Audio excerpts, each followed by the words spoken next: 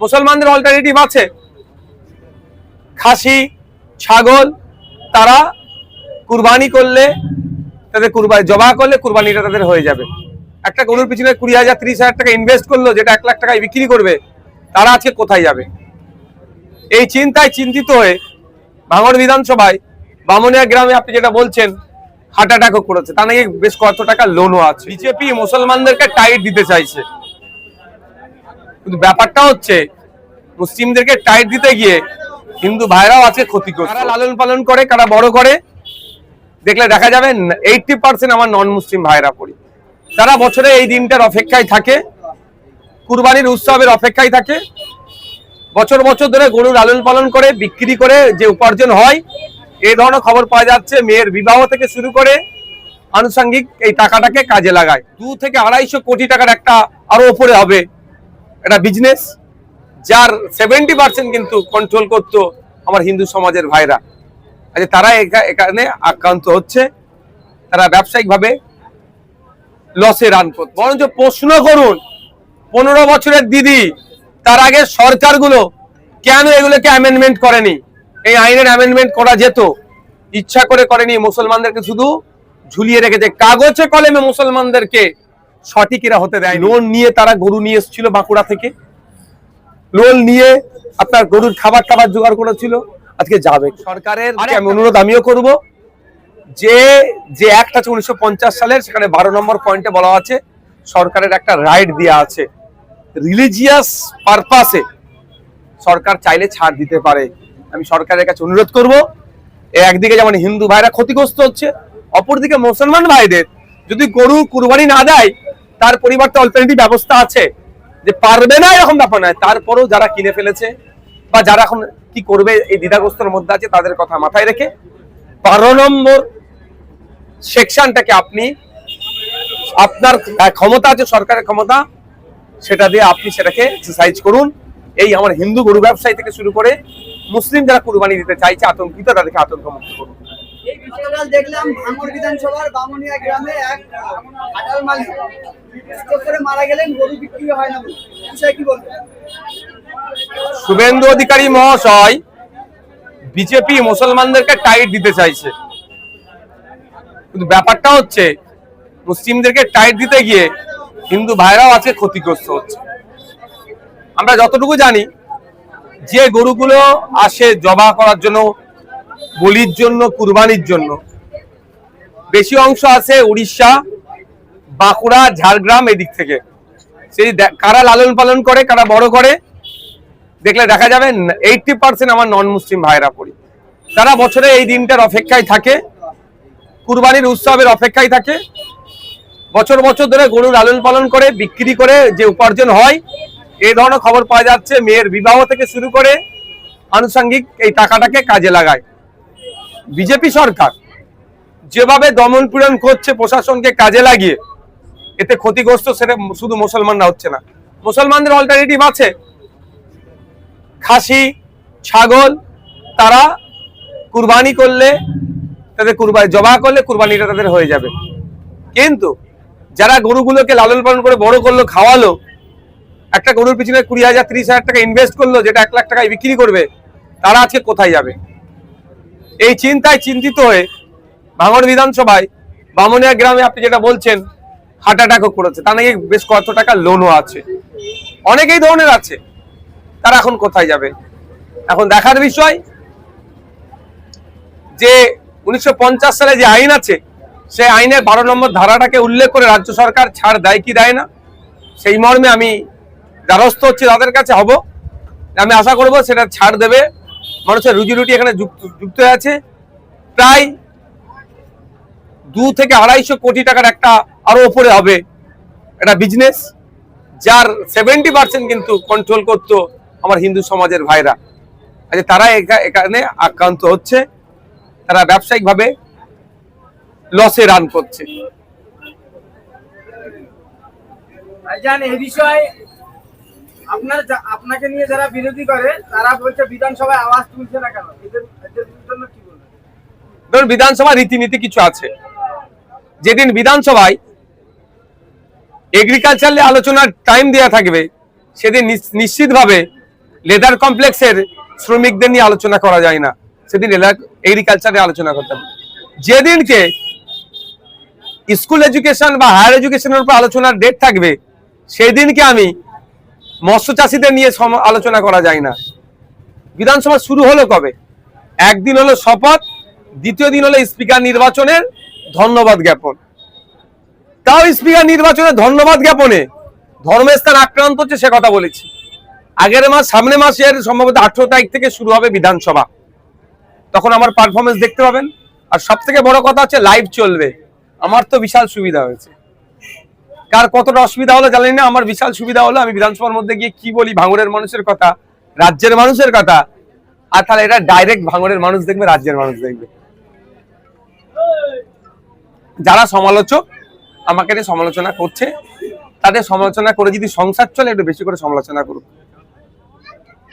এই যে একের পর এক যে আইন, নতুন আইন আনছে, তাতে করে সাধারণ মানুষের যে সমস্যাগুলো বাড়ছে, এটা নিয়ে কি বলবেন? নতুন আইন কোনগুলো বলুন?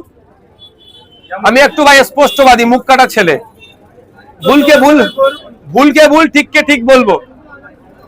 বলুন কোনটা নতুন আইন আছে? 14 বছরের নিচে গরু কুরবানি দেওয়া যাবে না। এটা কবেকারের আইন জানেন?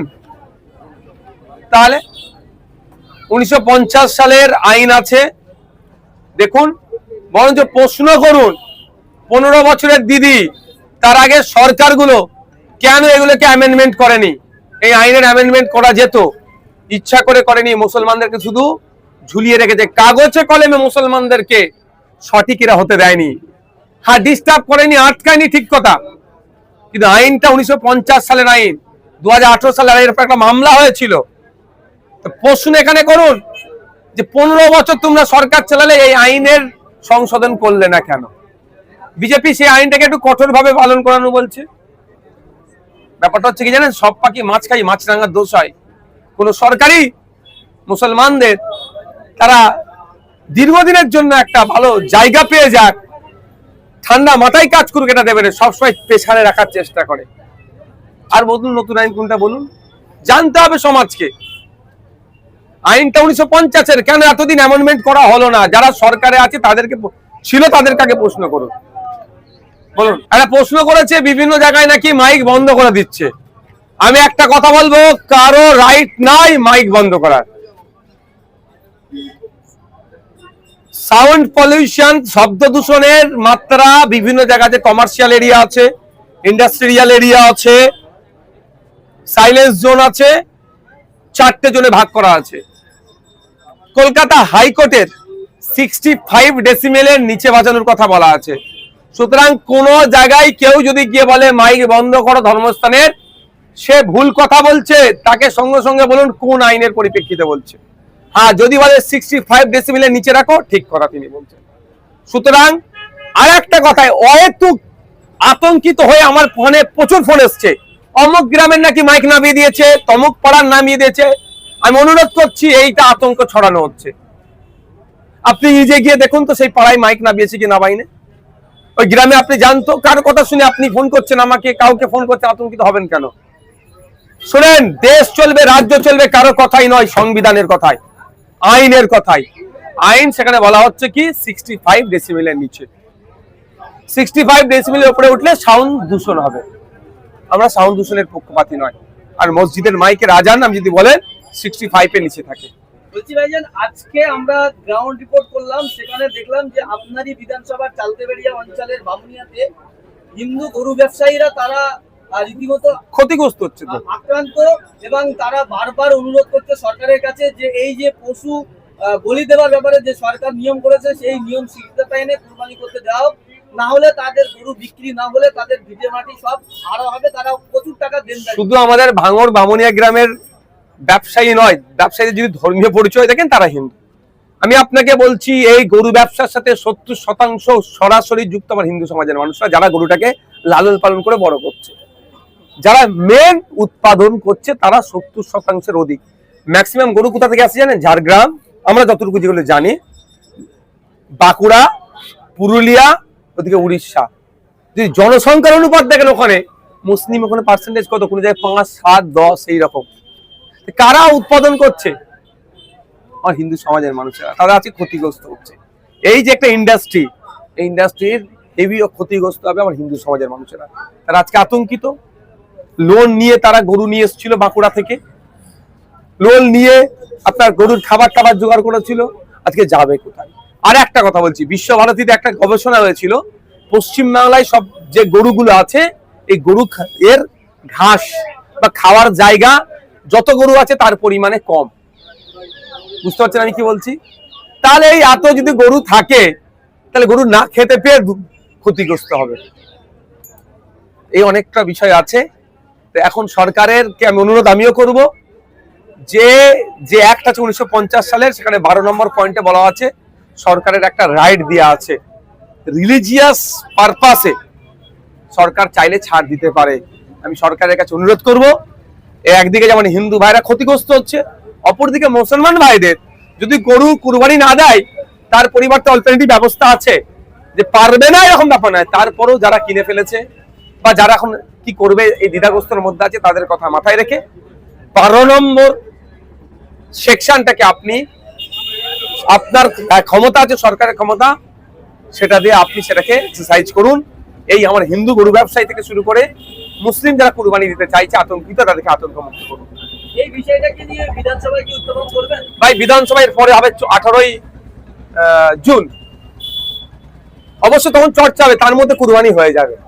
তারা তো শেষ পরিণতি মৃত্যুকে বেছে নিতে চাইছে, আর কোনো রাস্তা বলছে আমাদেরকে বিষ দাও, তাহলে আমাদের না, আমি ওটা বলবো না। আমি বারবার অনুরোধ করব যে ওই পথটা অবলম্বন করবেন না। নিশ্চিতভাবে সরকার, শুভেন্দু বাবু তো বলেছেন হিন্দু হিন্দু ভাই ভাই স্লোগান দেয়, অন্তত মুসলমানদের কথা বাদ দিয়ে হিন্দু ভাইদের কথা ভাবে এবারে ওই 12 নম্বর সেকশনটাকে ইউটিলাইজ করুন।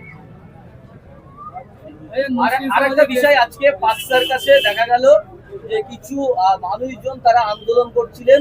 তাদের দাবি ছিল যে যেভাবে সরকার বুলডোজার চালাচ্ছে বিভিন্ন জায়গায়, এই পশু কুরবানিতে যে কঠিন আইন নিয়ে এসছে, এই সমস্ত বিষয় নিয়ে তারা আন্দোলন করছিলেন। সেখানে পুলিশ মহিলাদের উপরে লাঠিচার্জ করেছে। দেখুন, প্রোটেস্ট আমার ডেমোক্রেটিক রাইট, আমি প্রোটেস্ট করবই। গণতন্ত্রের পরিসরে আমার এই রাইট আছে। নির্বিচারে শান্তিপূর্ণ প্রতিবাদ মিছিলে যে আক্রমণ হয়েছে, পুলিশি আক্রমণ, ধিক্কার নিন্দা জানাচ্ছি। তবে যেগুলো চালানোর চেষ্টা হচ্ছে প্রশাসনকে কিন্তু জবাব দিতে হবে। পার্ক সার্কাস শুধু তাই নয়, তপসিয়াতে অবৈধ পন্থা অবলম্বন করে বুলডোজার চলেছিল, আইনি ধাক্কা খেয়েছে। পার্ক সার্কাসে যেটা হয়েছে আইনি ধাক্কা আগামী দিনে খাবে। এই যে একটা সম্প্রদায়কে রীতিমতো টার্গেট করা হচ্ছে এই নতুন সরকার আসার পরে বিভিন্ন জায়গায়, যেখানে একেবারে মুসলিম নাম শুনলেই বা মুসলিমদের দেখলেই একটা তীর্যক ভাবে কাজ করছে প্রশাসন, এরকম অভিযোগ উঠছে। যে প্রশাসন তার গাইডলাইনের বাইরে কাজ করছে, সেই প্রশাসনের বিরুদ্ধে তার ঊর্ধ্বতন যে কর্তৃপক্ষ আছে তাকে অভিযোগ করা হোক। অভিযোগের করে কপিটা আমাদের কাছে প্রয়োজনে পাঠাতে পারবে। সেটা প্রশাসন যদি তার বিরুদ্ধে ডিপার্টমেন্টাল কোয়ারিজ না শুরু করে, আমরা সেখানে তার বিরুদ্ধে আইনত ব্যবস্থা নেব। আমরা ভুলে যাচ্ছি না, আবু সিদ্দিক হালদার প্রশাসনের মধ্যে থেকে তাকে পিটিয়ে মেরে দিয়ে যে পুলিশ অফিসার, তৃণমূলের আমলে কিন্তু তার বিচার হয়নি। আমরা আইনি লড়াই করছি। মুসলিম সমাজের বেশ কিছু ব্যক্তি দাবি করছেন যে গরু আমরা কুরবানি দেবো না, কিন্তু গরু আর মোষকে দেশের জাতীয় পশু হিসেবে স্বীকৃতি দিতে হবে। এটা আপনি কেমন চোখে দেখছেন? তাদের ব্যক্তিগত ব্যাপার, সে কিভাবে দেখছে না দেখছে